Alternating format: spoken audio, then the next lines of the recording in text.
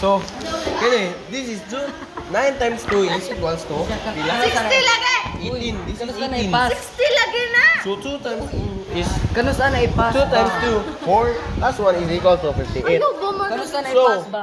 Ambot lagi! According to research, if we do this, Pansin mo.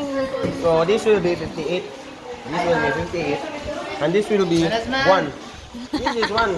So there is only a 1 reminder. So in calculating, we add 0. You know? We add 0.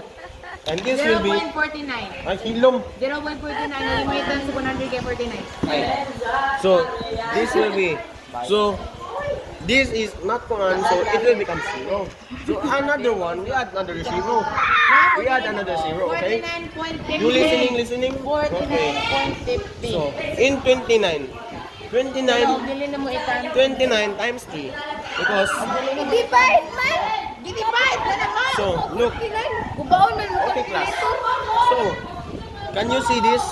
This is only 58. So this will become 3, okay? Because if we for it, this will lapas 100. So 9 times 3 is equals to 27. 27 and 3 times 2 is equal to 6 plus 8. So this will become 87. So my brain is calculating, so we add 3 and equals to 87.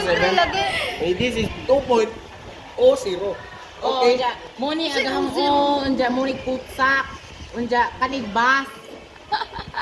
That is true. Nana. Due to, Tessa, we are not done I yet. don't care. There is a lot of number here. There is a lot of number here, okay? There's a lot I more. know. So, 3, 3, 3, 3. not it's not 3, 3, 3, It's 3, 3, 3. 3. No, no. 3, 4, 4, 8, 2, 7, 5, 8, 6. You bulok. Ayay! You sobrang bulok.